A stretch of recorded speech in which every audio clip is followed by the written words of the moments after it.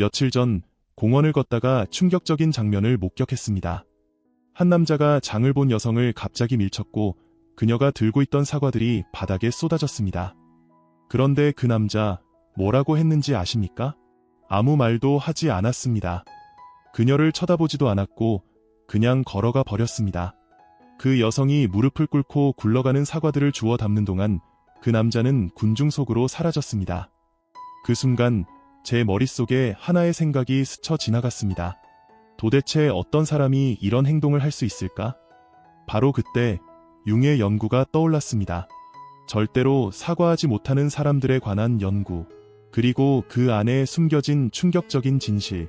이제부터 말씀드릴 내용은 정말 소름 끼치는 부분입니다. 이런 사람들 단순히 몰상식하거나 이기적이어서 그런 게 아닙니다. 융이 발견한 사실은 그보다 훨씬 더 충격적입니다. 이 사람들은 정말로 말 그대로 자신이 뭘 잘못했는지 전혀 알지 못합니다. 마치 우리와는 완전히 다른 세상, 다른 영화 속에서 살고 있는 것처럼요. 혹시 이런 사람을 만나본 적 있으신가요?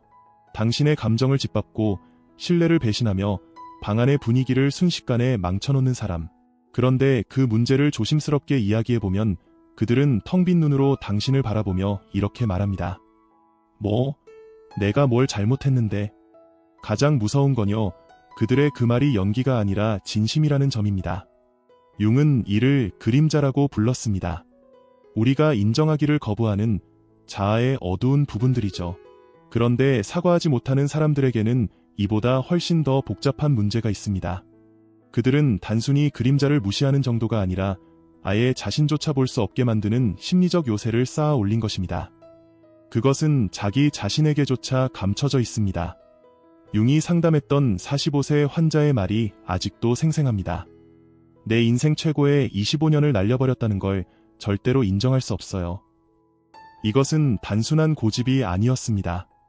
이것은 그들의 생존 방식이었습니다. 왜냐하면 어떤 사람들에게는 자신의 실수를 직면하는 것이 심리적으로 죽음과도 같게 느껴지기 때문입니다. 한번 떠올려 보세요. 절대 사과하지 않는 사람에게 사과를 받아내려고 했던 순간을요. 어땠나요? 마치 벽에다 대고 이야기하는 것 같지 않았나요? 말이 그냥 되돌아오는 느낌, 아무 변화도 없는 답답한 순간들. 융이 살아있었다면 이렇게 설명했을 겁니다. 당신은 실제로 그 사람과 대화하고 있는 게 아닙니다. 당신은 그 사람의 투사와 대화하고 있는 겁니다. 여기서 정말 왜곡된 부분이 드러납니다. 이런 사람들은 단순히 자신의 잘못을 인정하지 않는 게 아닙니다. 그들은 말 그대로 자신의 잘못을 볼 수조차 없습니다. 융이 발견한 바에 따르면 우리가 자신 안에서 인정하기를 거부하는 것들은 자동으로 다른 사람에게 투사된다고 합니다. 그래서 사과하지 못하는 사람들은 온 세상이 문제라고 확신하게 됩니다. 세상이 마치 거울처럼 그들의 인정하지 않은 그림자를 비추고 있지만 그들은 그것이 자기 안에 있는 것이 아니라 바깥에서 오는 문제라고 믿는 것입니다.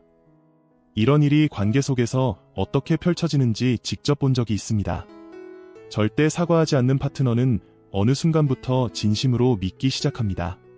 자기 배우자가 지나치게 예민하고 요구가 과도하고 늘 문제를 일으킨다고요. 그들이 일부러 거짓말을 하는 게 아닙니다. 그들은 자신이 피해자이고 모든 사람이 불합리하다는 자신만의 현실을 창조해낸 것입니다. 융은 이를 투사 만들기 요소라고 불렀습니다. 그리고 이것이 한번 자리 잡으면 그 자체로 생명력을 가지게 된다고 했죠. 제 인생에서 만난 한 여성이 전 남편에 대해 들려준 이야기가 있습니다. 그는 단 한 번도 사과하지 않았다고 했습니다. 그녀의 생일을 잊어버린 것도, 상처 주는 말도, 심지어 자신의 차로 그녀의 차를 들이받은 일조차요. 그녀가 했던 말이 아직도 잊히지 않습니다. 그와 함께 사는 건 마치 평행우주에 사는 누군가와 결혼한 것 같았어요. 그 우주에선 그 어떤 것도 그의 잘못이 아니었거든요. 그의 논리는 이랬습니다. 장본 물건은 잘못된 자리에 있었고 그녀는 차 뒤에 서 있으면 안 되는 곳에 있었으며 그녀의 기대가 비현실적이었다고요. 그녀 이야기에서 가장 충격적인 부분은 결국 자신의 현실을 의심하기 시작했다는 것입니다. 계속 이런 말을 듣는다면 어떻게 될까요? 내가 상처받은 건 내 문제야.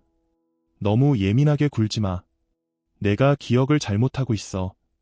처음에는 화가 나겠죠. 하지만 시간이 지나면 이상하게도 자신을 의심하기 시작합니다. 혹시 내가 진짜 너무 예민한 걸까? 내가 기억을 잘못하고 있는 건가? 융도 이런 현상을 관찰했습니다.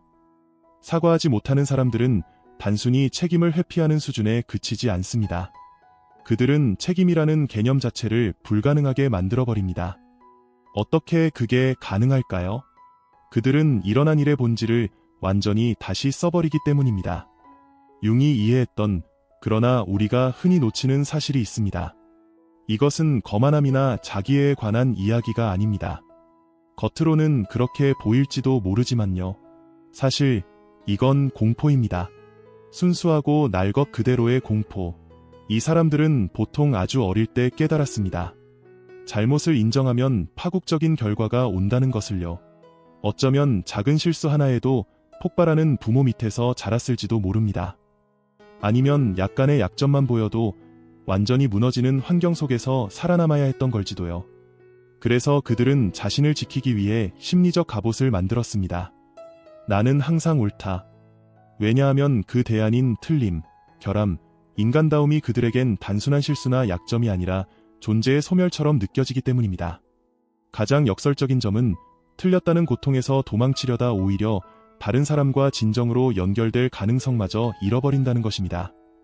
융의 환자 중 한 사람이 생각납니다. 그는 모든 사람이 자신을 적대시한다고 굳게 믿고 있었습니다. 그렇게 25년을 세상을 탓하며 살았죠. 그 시간 동안 그는 진정한 친밀함과 성장의 기회를 놓쳐버렸습니다. 왜일까요? 자신의 고통에 자신의 책임이 있다는 사실을 직면할 수 없었기 때문입니다. 융은 이렇게 썼습니다. 한 사람이 얼마나 노골적으로 자신의 삶과 타인의 삶을 망치는지 보는 건 종종 비극적이다. 하지만 그는 이 모든 비극이 자신에게서 시작되었다는 걸 전혀 볼 수 없다. 이런 감정 한 번쯤 느껴본 적 있지 않으신가요? 누군가가 관계를 파괴하고 다리를 불태우고 혼란을 일으키는데도 자신이 모든 이야기의 피해자라고 굳게 믿는 그 답답한 말이에요. 그들이 악한 사람은 아닙니다. 그저 겁에 질려 있는 거죠. 하지만 그들의 공포는 주변 모든 사람에게 영향을 미칩니다. 여기서 정말 고통스러운 부분이 시작됩니다. 그들 주변 사람들은 결국 껍데기만 남은 삶을 살게 됩니다. 마치 계란 껍데기 위를 조심조심 걷는 것처럼요. 그들이 직접적으로 위협을 가하는 것은 아닙니다. 그러나 그들의 세계관에 작은 도전이라도 가해지면 그들은 마치 자신이 공격받는 것처럼 느낍니다. 결국 당신은 문제를 언급하는 것조차 포기하게 됩니다. 왜냐하면 어차피 그 문제가 당신 탓이 될 것을 알고 있기 때문이죠. 심지어 당신 책임도 아닌 일에 사과를 하게 됩니다. 그저 평화를 지키기 위해서요. 융은 이런 역학을 자기애적 상태라고 불렀습니다. 이 사람들은 자신이 만든 세계에 갇혀버립니다. 그 세계에서는 모든 것이 그들의 기존 믿음만을 확인시켜줍니다. 특히 누가 옳고 누가 틀렸는지에 대해서요. 결국 그들은 진짜 관계를 맺는 능력을 잃어버립니다. 왜냐하면 진정한 관계란 내가 틀렸어 라고 말할 수 있어야 하기 때문이죠. 혹시 당신도 이런 상황에 있었던 적 있나요? 사과하지 못하는 사람으로서 혹은 그런 사람을 사랑하는 사람으로서요. 어느 쪽이든 결국 완전히 소진되고 만다는 건 분명합니다. 사과하지 못하는 건 마치 점점 무거워지는 돌로 가득 찬 배낭을 메고 다니는 것과 같습니다. 그 배낭에는 인정하지 못한 상처들, 회복하지 못한 관계들, 그리고 내가 옳다는 이름으로 불태워버린 모든 다리들이 쌓여갑니다. 사과하지 못하는 사람을 사랑하려 애쓰는 이들은 마치 천천히 자신이 지워지는 것 같은 느낌을 받습니다. 당신의 감정은 중요하지 않은 것처럼 무시당하고 당신의 경험은 그들의 편의에 맞게 다시 쓰여지며 당신의 현실은 그들이 비난받지 않으려는 욕구에 밀려나게 됩니다. 이건 단순한 갈등이 아닙니다. 이건 또 다른 형태의 심리적 폭력이죠. 그렇지 않나요? 융은 이렇게 믿었습니다. 우리의 어둡고 결함 있는 면, 즉 그림자를 인정하고 통합하는 것이 심리적 건강의 필수 조건이라고요. 그는 이렇게 말했죠. 그림자를 의식한다는 건 우리 성격의 어두운 면이 존재하고 실제한다는 걸 인정하는 것이야. 이것이 어떤 종류든 자기 이해의 필수 조건이다. 하지만 이런 통합이 불가능하게 느껴지는 사람들은 어떨까요? 어릴 때부터 틀린다는 무가치하다고 배운 사람들은요? 융은 이런 환자들도 만났습니다. 그들은 너무나 정교한 방어 기제를 만들어서 심지어 치료 중에도 자신의 잘못을 인정하면 내면에서 죽어가는 듯한 고통을 느꼈습니다. 특히 기억에 남는 사례가 있습니다. 한 남자는 자신의 실수에 대한 증거를 마주하면 말 그대로 육체적 고통을 호소했습니다. 그의 몸은 마치 생명의 위협을 받는 것처럼 반응했죠. 왜냐하면 심리적으로는 실제로 그런 상태였으니까요. 그의 자아는 항상 옳다는 기반 위에 세워져 있었습니다. 그 기반에 작은 균열이라도 생기면 전체 구조가 무너질 것 같은 공포에 사로잡혔던 겁니다. 외부에서 이런 모습을 지켜보는 건 말 그대로 비극입니다. 이 사람들은 결국 혼자가 되어버리곤 합니다. 그들이 사랑받을 수 없어서가 아닙니다. 사랑에 너무 많은 조건을 걸었기 때문이죠. 그들은 관계를 법정으로 만들어버립니다. 그곳에서 그들은 항상 판사이고 절대 피고석에 앉지 않습니다. 그럼에도 저는 여기서 연민에 대해 생각해봅니다. 융의 그림자 이론을 진정으로 이해한다면 사과하지 못하는 사람들이야말로 가장 절실히 용서가 필요한 사람들일지도 모른다는 걸 깨닫게 됩니다. 그들이 용서받아야 할 것은 보통 오래전 자신에게 저지른 일입니다. 불가능한 기준에 미치지 못했던 것, 조건부 사랑만을 주던 사람을 실망시켰던 것, 아니면 단지 인간이라는 이유로 인간으로는 충분하지 않다고 가르친 세상에서 살아온 것. 어쩌면 우리가 던져야 할 진짜 질문은 이것일지도 모릅니다. 어떻게 그들이 사과하게 할까가 아니라 어떻게 그들이 틀려도 안전하다고 느끼게 할 수 있을까? 이것이 핵심 질문입니다. 융의 관점에서는 사과하지 못하는 것이 단순한 자존심의 문제가 아닙니다. 그들에게 잘못을 인정하는 것은 곧 생존의 문제입니다. 왜냐하면 그들은 잘못을 인정하면 버림받고 수치스럽고 심리적으로 소멸될 것이라고 배웠기 때문입니다. 융이 또 하나 깨달은 사실이 있습니다. 우리가 그림자를 인정하지 않는 한 그림자가 우리를 지배한다는 것입니다. 미안해 라고 말하지 못하는 사람은 결코 자유롭지 않습니다. 그들은 존재하지도 않는 완벽함의 이미지에 갇혀 있습니다. 진정성을 포기하고 안전하다는 환상을 선택했죠. 하지만 그 결과 진짜 안전은 아예 불가능해졌습니다. 다시 그 공원 남자가 떠오릅니다. 떨어진 사과들을 외면하고 돌아섰던 그 남자. 그가 정말 피하고 싶었던 건 무엇이었을까요? 도와주는 번거로움? 실수를 인정하는 창피함? 아니면 더 깊은 무언가? 인간이라는 견딜 수 없는 무게? 혹은 인간으로는 충분하지 않다고 가르친 세상에서 인간으로 살아야 하는 고통? 융은 평생 동안 사람들이 자신을 회피하는 방식을 연구했습니다. 그리고 그는 깨달았습니다. 가장 강하게 자신을 방어하는 사람들이 종종 가장 깊은 상처를 가지고 있다는 것을요. 사과하지 못하는 사람 역시 아마도 오래된 상처를 안고 있을 겁니다. 그 상처는 그들에게 이렇게 가르쳤습니다. 틀림은 무가치함이라고요. 그들이 사과를 거부하는 게 아닙니다. 그들은 죽음을 거부하는 겁니다. 하지만 여기엔 가장 잔인한 아이러니가 숨어 있습니다. 심리적 죽음을 피하려다가 그들은 심리적 삶을 완전히 놓쳐버린다는 점입니다. 진짜 친밀함은 취약해질 용기를 필요로 합니다. 사랑은 내가 당신을 아프게 했고 미안해 라고 말할 수 있어야 합니다. 그리고 성장은 우리가 모든 답을 가지고 있지 않다는 것을 인정하는 데서 시작됩니다. 그래서 절대 사과하지 못하는 사람을 만났을 때 잠시 그 갑옷 아래 숨은 겁에 질린 아이를 볼 수 있는지 시도해보세요. 이건 그들의 행동을 용서하자는 이야기가 아닙니다. 그들의 행동이 다른 사람들에게 미치는 영향은 진짜이며 때로는 파괴적이니까요. 하지만 이 패턴을 치유하기 위해서는 사과를 그토록 위험하게 만든 원래의 상처를 들여다봐야 합니다. 만약 당신이 이 이야기 속에서 자신을 발견했다면, 만약 지금까지 흩어진 사과들을 남겨두고 걸어갔던 순간들을 떠올리고 있다면 융은 아마 이렇게 말했을 겁니다. 첫 단계는 단지 알아차리는 것이다. 그 패턴을 보고 바로 방어하거나 설명하려 하지 말고 그저 있는 그대로 보는 것. 그 알아차림, 그 단순한 의식이 바로 융이 말한 개성화의 시작입니다. 온전한 존재가 되기 위한 길고도 어렵지만 꼭 필요한 과정이죠. 우리는 절대 틀리지 않음으로 완벽해지는 게 아닙니다. 우리는 불완전함을 우아하게 인정함으로써 진정한 인간으로 거듭나는 겁니다. 가장 강한 사람들은 절대 넘어지지 않는 사람들이 아닙니다. 넘어져도 다시 일어나고 먼지를 털어내며 누군가를 함께 넘어뜨렸다면 미안해 라고 말할 수 있는 사람들입니다. 아마 당신도 이런 순간을 느꼈을 겁니다. 항상 옳은 것보다 때로는 틀리더라도 연결되어 있는 것이 더 덜 외롭다는 걸 깨닫는 순간으로. 자존심은 겸손보다 훨씬 차갑습니다. 그리고 미안해는 지는 게 아니라 사랑하는 것입니다. 나는 아직도 그 공원 남자가 어떻게 됐을지 궁금합니다. 한편으로는 그를 흔들어서 그가 남긴 것들을 보게 하고 싶습니다. 하지만 또 다른 한편으로는 묻고 싶습니다. 그가 대체 어떤 짐을 지고 있었길래 멈추는 것이 그렇게 불가능하게 느껴졌을까요?